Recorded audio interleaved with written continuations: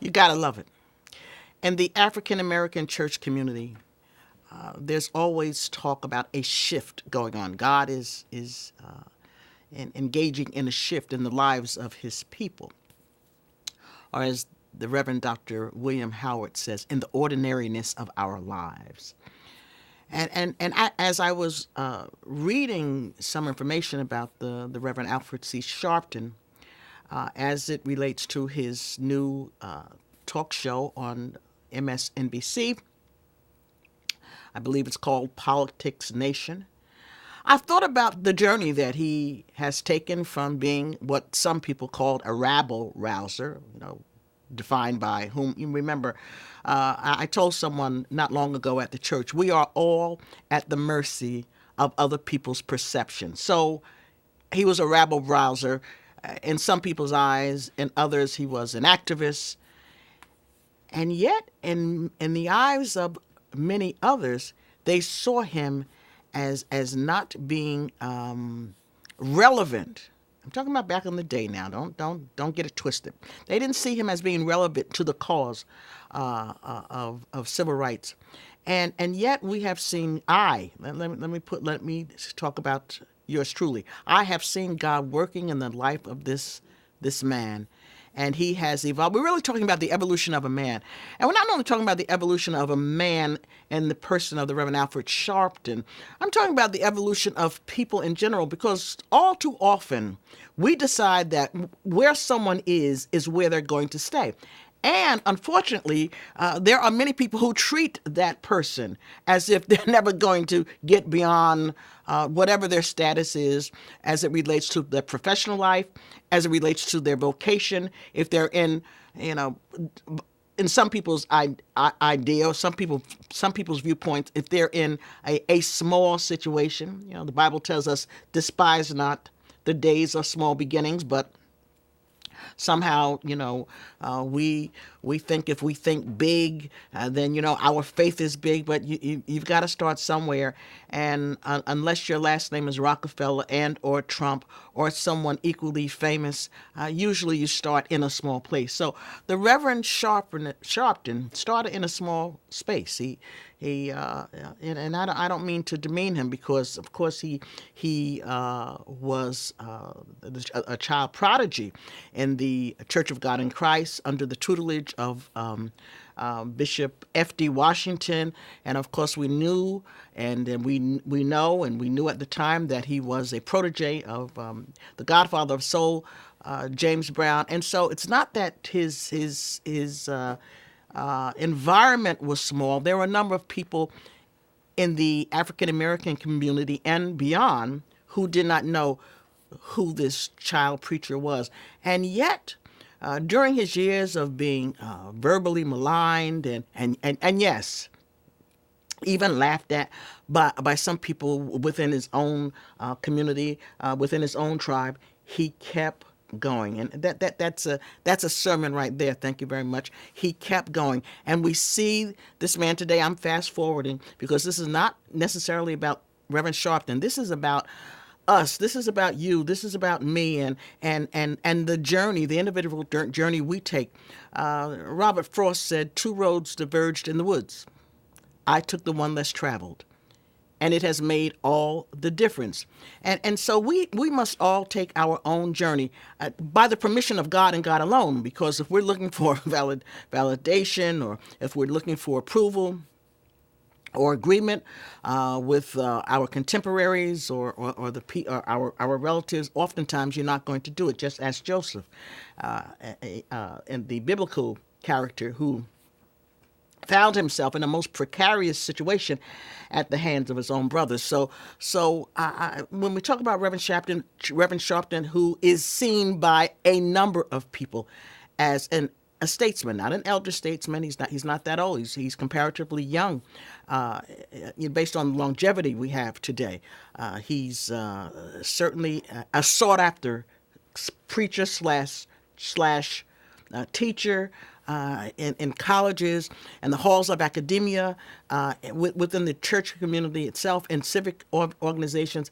And this was not always the case. What am I saying? I'm saying we really have to stop listening for the sound of people cheering us on the sidelines and listen to the still small voice of God who directs our path, who orders our steps without benefit of asking anyone. You know, he told Abraham, he looked around and saw no one greater than himself. And so he swore by himself that he would make Abraham's name great and, of course, make his descendants great as well. Well, we always talk about Jesus Christ, the same yesterday, today, and forever. And if this is so, then we ought to conduct our lives accordingly. If he can do, and if Christ and if God could do miraculous, wondrous things in the lives of people, and they weren't always the best people, and that's another side trip or sidebar, if you will. We look at people and we want to think that they should be paragons of whatever. Now, let me let me interject this. We all ought to live according to what we profess. We all ought to be what we say we are, and then there's the human factor. Unfortunately, I'm looking at many situations going on locally, politically, and socially.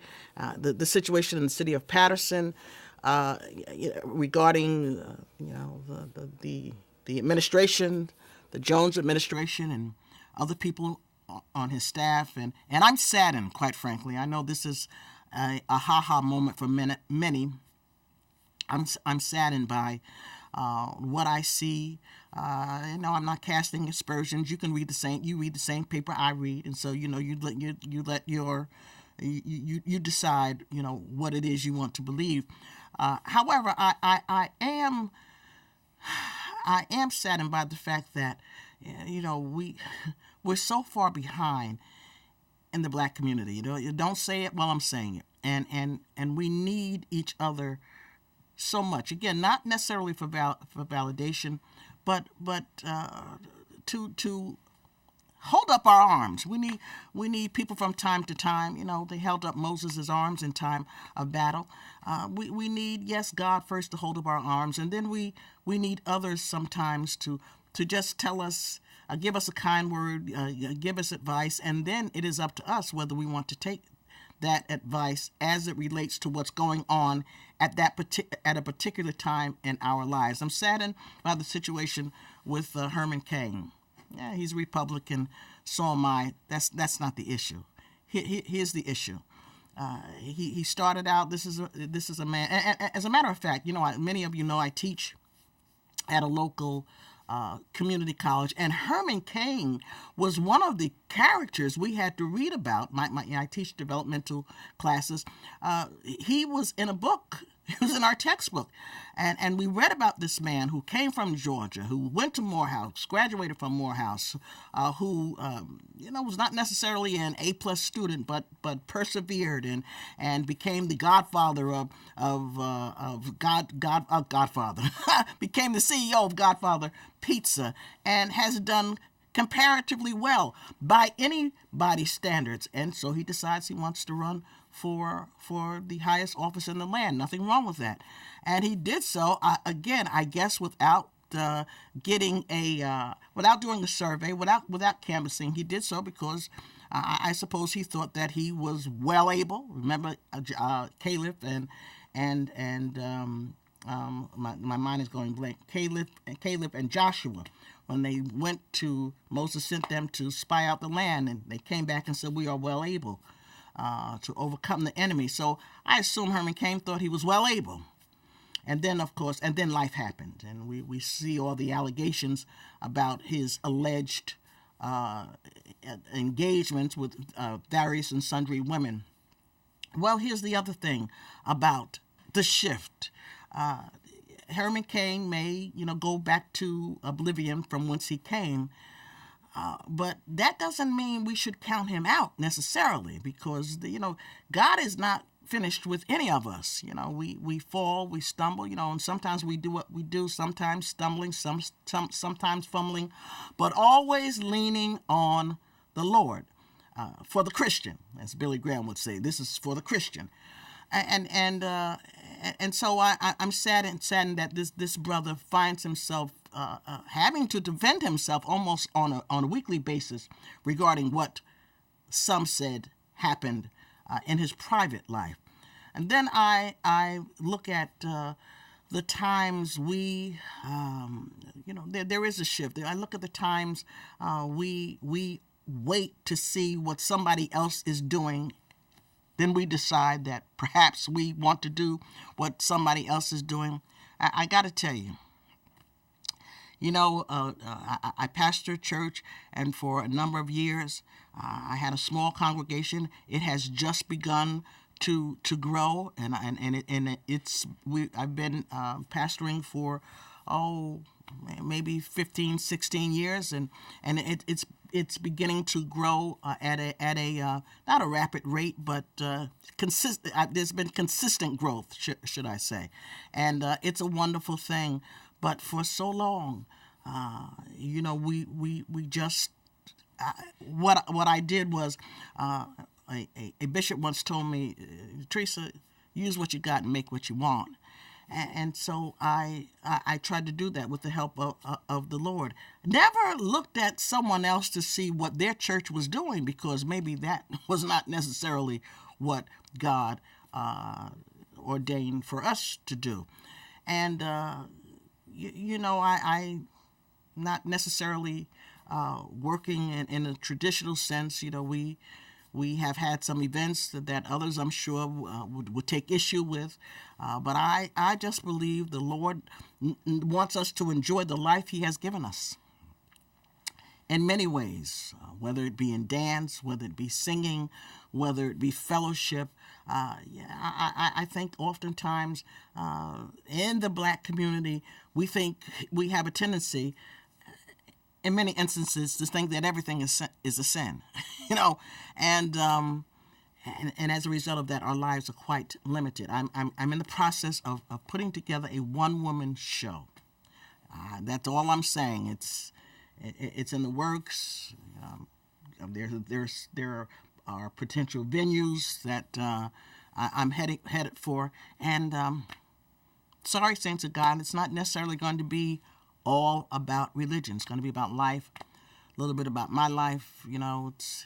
It's going to be good, but there's a shift, and when we see that God is orchestrating a shift, we ought to be able to move with all deliberate speed with the God we claim knows everything, because He is omniscient, sees everything because He is, everywhere, omnipresent, and we ought not to be afraid to do what God has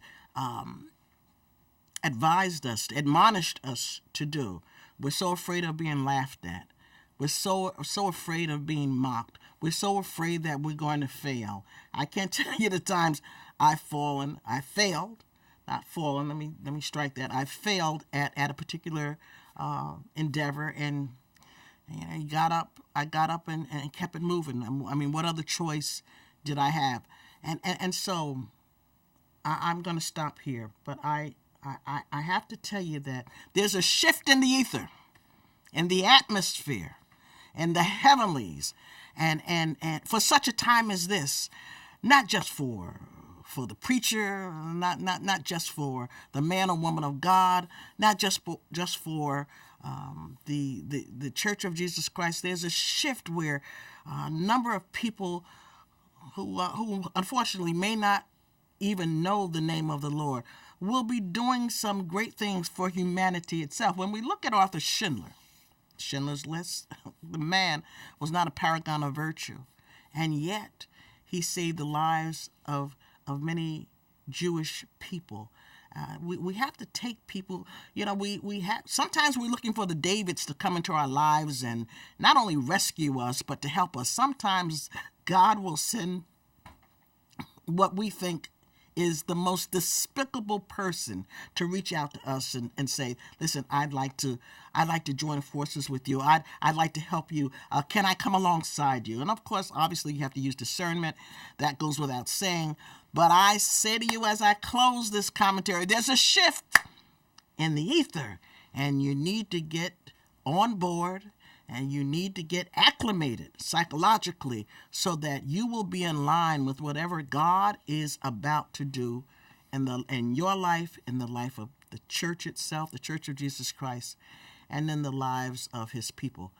May the good Lord bless and keep you, whether near or far away. May the good Lord bless and keep you till we meet again. Amen.